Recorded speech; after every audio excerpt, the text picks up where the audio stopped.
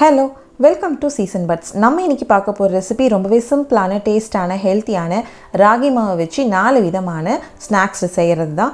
So குழந்தைங்கள்லேருந்து பெரியவங்க வரைக்கும் எல்லாருமே விரும்பி சாப்பிட்லாம். நீங்கள் வந்து எனக்கு இதான் பிடிக்கும் அதான் பிடிக்கும்னு இல்லாமல் எல்லாருக்குமே வந்து செஞ்சு கொடுக்குற மாதிரி தான் இந்த ஸ்நாக்ஸ் ரெசிபி இருக்கும். வீடியோ மறக்காமல் ஃபுல்லாக பாருங்கள். நம்ம சேனல் இது வரைக்கும் சப்ஸ்கிரைப் பண்ணலாம், மறக்காமல் சப்ஸ்கிரைப் பண்ணிக்கோங்க. வாங்க இப்போ வீடியோக்குள்ளே போகலாம். வீடியோ கொஞ்சம் பெருசாக தான் இருக்கும், பட் 4 ரெசிபியும் ரொம்பவே டேஸ்ட்டாக இருக்கும். ஸோ இப்போ 2 விதமான ராகி புட்டு செய்கிறதுக்கு ஃபஸ்ட்டு ராகி நம்ம வந்து வேக வச்சு எடுத்துக்கலாம். அதுக்கு ஒரு பவுலில் 2 கப் ராகி மாவு சேர்த்துருக்கோம். ஸோ 1 கப் வந்து ஸ்வீட் செய்கிறதுக்கு, 1 கப் வந்து காரம் செய்கிறதுக்காக. ஸோ இப்போ நம்ம 2 கப் ராகி மாவு சேர்த்துட்டு அது கூடவே நம்ம தேவையான அளவு உப்பும் சேர்த்துக்கலாம். 1/4 டீஸ்பூன் உப்பு சேர்த்துருக்கோம். 2 கப்புக்கு 1/4 டீஸ்பூன் உப்பு. இப்போது மாவோட நம்ம சுடு தண்ணி சேர்த்துக்கலாம். நம்ம நார்மலாக புட்டுக்கு செய்கிற மாதிரி தான். ஸோ வந்து கொஞ்சம் சூடாக தண்ணி ஊற்றும் போது உங்களுக்கு மாவு நல்லா திரண்டு வரும்.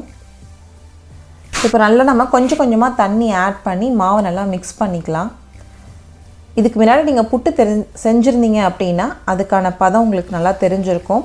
இல்லைனாலுமே நீங்கள் கொஞ்சம் கொஞ்சமாக தண்ணி ஆட் பண்ணிவிட்டு ரொம்ப வந்து நம்ம கெட்டியாக பிசைய போகிறதில்ல. பட் நீங்கள் கையில் பிடிக்கும் போது உங்களுக்கு நல்லா பிடிப்பு கொடுக்கணும். அந்த மாதிரி கொடுத்துச்சுன்னா மாவு ரெடி. ஸோ நான் உங்களுக்கு வீடியோவில் காமிச்சிருக்கேன் எப்படி அந்த பிடிப்பு வருதுன்னு பாருங்கள். ஸோ அந்த மாதிரி நமக்கு கையில் பிடிக்க வருது அப்படின்னா உங்களுக்கு மாவு வந்து ரெடி ஆயிடுச்சுன்னு அர்த்தம். மாவு உதிரியாகவும் இருக்கும், பட் பிடிக்கும் போது பிடிப்பும் வரும். ஸோ இப்போது இந்த மாவு நம்ம ஸ்டீம் பண்ணி எடுக்க போகிறோம். நம்ம இதுக்கு புட்டு மேக்கர்லாம் யூஸ் பண்ணல. மாவை இட்லி பானையில் வச்சு வேக வச்சுக்கலாம். நாம் நார்மலாக புட்டும் இதே மாதிரி செய்யலாம். புட்டு மேக்கர் தான் வேணும்னு இல்லை. பொதுவாக நம்ம இந்த பக்கம்லாம் பார்த்திங்கன்னா, அதாவது தமிழ்நாட்டு சைடில் மோஸ்ட்லி புட்டு மேக்கர் யூஸ் பண்ணாமல் இந்த மாதிரி தான் செய்வாங்க. இப்போது இட்லி பானையை மூடி வச்சாச்சு. உங்களுக்கு 15 to 20 மினிட்ஸ் ஆகும். வீடே வந்து மணக்கும். அந்த ராகி மாவோட ஸ்மெல் வந்து பார்த்திங்கன்னா ரொம்ப அரோமா வந்து உங்களுக்கு வீடே வந்து மணக்கிற அளவுக்கு இருக்கும். அதே மாதிரி தொட்டு பார்க்கும்போது உங்களுக்கு பார்த்திங்கன்னா உதிரியாக இருக்கும். லைட்டாக டேஸ்ட் பண்ணி பாருங்கள். பச்சை வாசனை இல்லாமல் இருந்தது அப்படின்னா உங்களுக்கு மாவு ரெடி. ஸோ இப்போ இந்த மாவை நம்ம வேறு பவுலில் ட்ரான்ஸ்ஃபர் பண்ணிடலாம். இப்போ நான் வந்து வேக வச்ச மாவுலேருந்து 1 கப் மட்டும் எடுத்திருக்கேன் ஸ்வீட் செய்கிறதுக்கு.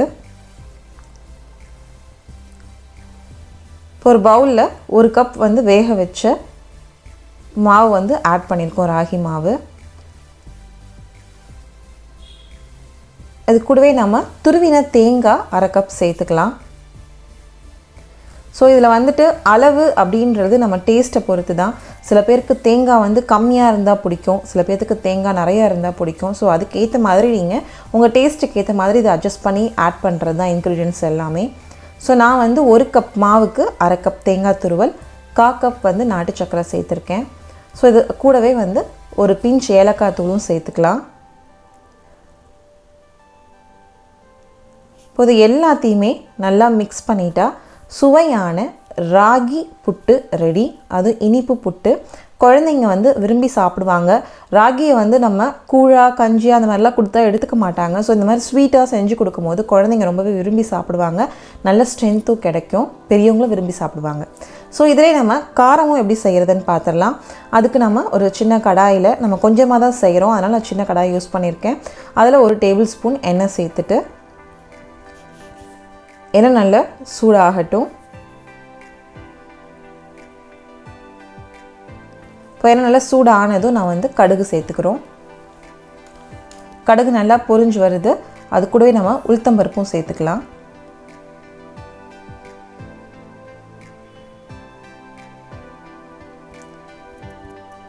இப்போது கடலைப்பருப்பு கொஞ்சம் கூடவே சேர்த்துக்கலாம். ஏன்னா அது வந்து கொஞ்சம் கடிக்கிற மாதிரி இருந்தால் நல்லாயிருக்கும் புட்டுக்கு.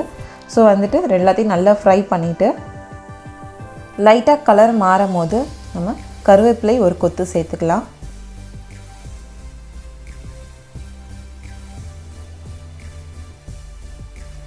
கருவேப்பிலை நல்லா பொரிஞ்சு வரும்போது காரத்துக்கு பச்சை மிளகாய், நறுக்கின பச்சை மிளகாய், அது கூடவே நம்ம 1 கப் சின்ன வெங்காயம் நறுக்கினது சேர்த்துக்கலாம். சின்ன வெங்காயம் உங்களுக்கு நல்லா டேஸ்ட்டாக இருக்கும் சாப்பிட்றதுக்கு. கொஞ்சம் நிறையாவே நம்ம சேர்க்கும் போது உங்களுக்கு புட்டு நல்ல டேஸ்ட்டாக இருக்கும். இப்போ இப்போது வெங்காயம் வந்து நல்லா வதங்கினதும் நம்ம வேக வச்ச ராகி மாவு சேர்த்துடலாம்.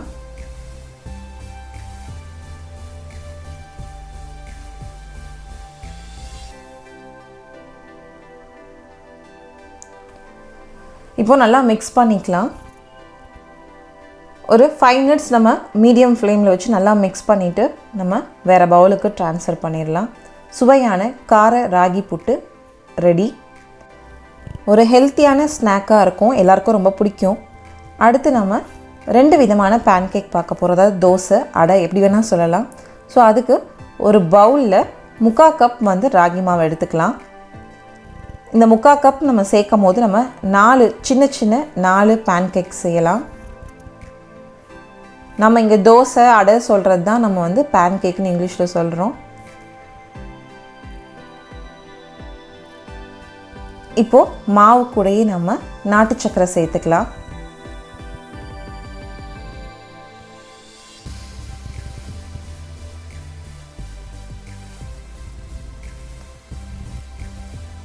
உப்பு 1/4 டீஸ்பூன்.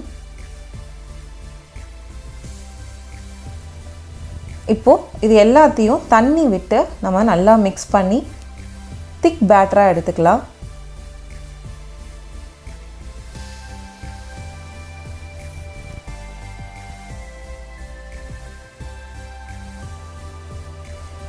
தண்ணி கொஞ்சம் கொஞ்சமாக ஆட் பண்ணி நல்லா திக் பேட்டராக நம்ம ரெடி பண்ணி எடுத்துக்கலாம்.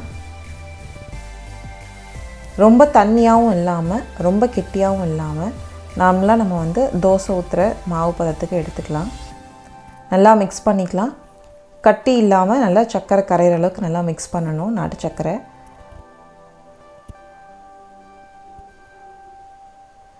இப்போ உங்களுக்கு பேட்டர் ரெடி ஆயிடுச்சு.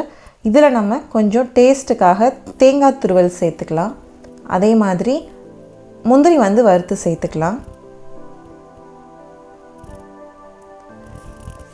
அரோமாக்கு ஏலக்காய் தூள் சேர்த்துட்டு அதையும் நல்லா மிக்ஸ் பண்ணிக்கலாம்.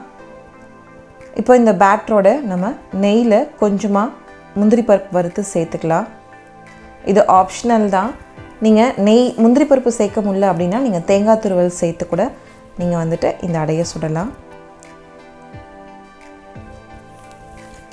இப்போது நம்ம ஒரு டீஸ்பூன் நெய்யில் வந்துட்டு ஒரு 10 முந்திரி பருப்பு உடச்சி போட்டு நல்லா ப்ரௌன் ஆகிற மாதிரி வறுத்துட்டு நம்ம இப்போது இந்த மாவில் சேர்த்துற போகிறோம்.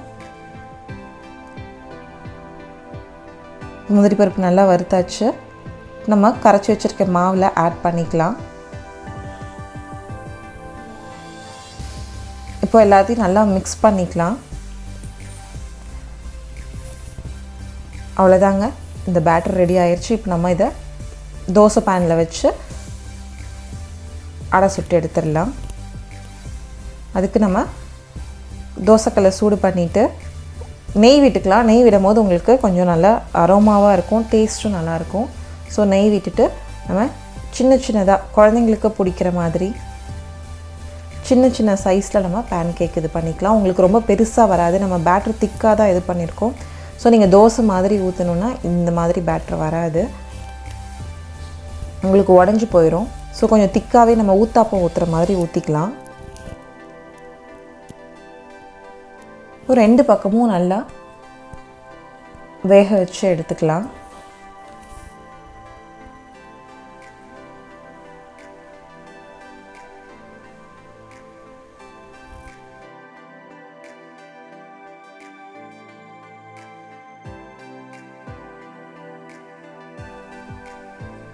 இப்போது இனிப்பு அடை ரெடி. ரொம்ப டேஸ்டான ஹெல்த்தியான ஒரு ரெசிபி. அடுத்து நம்ம கார அடைக்கி பார்த்துக்கலாம். தோசைன்னு கூட சொல்லலாம். நம்ம வெறும் ராகி மாவை கரைச்சி தோசை ஊற்றுறதை விட இந்த மாதிரி நம்ம வெங்காயம் கருவேப்பிலையை லைட்டாக வந்து தோசைக்கல்லையே வதக்கிட்டு அதை வந்து மாவோடு சேர்த்து பண்ணும்போது உங்களுக்கு ராகி மாவு பிடிக்காதுன்னு சொல்கிறவங்க கூட விரும்பி சாப்பிடுவாங்க. அந்த ராகியோட டேஸ்ட்டே இருக்காது. அந்த ராகி மாவோட பச்சை வாசனை வந்து உங்களுக்கு தெரியாமல் இருந்துச்சுனாலே எல்லாருமே நல்லா விரும்பி சாப்பிடுவாங்க. அதுக்காக தான் நம்ம சின்ன வெங்காயம் கருவேப்பிலையை லைட்டாக வணக்கிட்டு அதுக்கப்புறமேட்டு தோசை மாவில் சேர்த்தோம் அப்படின்னா உங்களுக்கு டேஸ்ட் வைஸ் ரொம்ப சூப்பராக இருக்கும், சாஃப்டாகவும் இருக்கும். ஸோ இப்போ வந்து நம்ம ஒரு பவுலில் நம்ம வதக்கின வெங்காயம் கருவேப்பிலையை சேர்த்துடலாம்.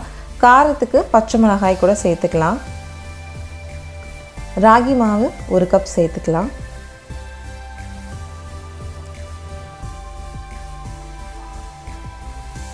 உப்பு 1/4 டீஸ்பூன்.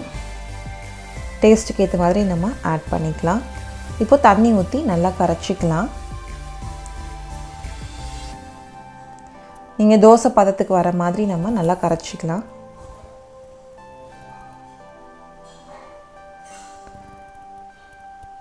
இந்த வெங்காயத்தோட அந்த டெக்ஸ்சர் வந்து உங்களுக்கு ராகி மாவோட டெக்ஸ்சரை மாற்றும். அதாவது நம்ம பொதுவாக ராகி அடை நம்ம ப்ளெயினாக சுடுற மாதிரி இருந்தால் உங்களுக்கு வரன்னு இருக்கும்.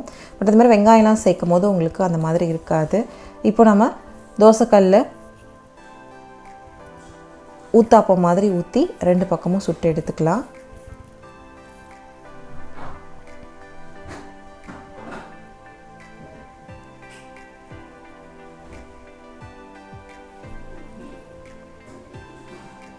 உங்களுக்கு பார்க்கும் போதே தெரியும், நல்ல டேஸ்ட்டாக இருக்கும். எல்லாருமே வந்து ரொம்ப விரும்பி சாப்பிடுவாங்க.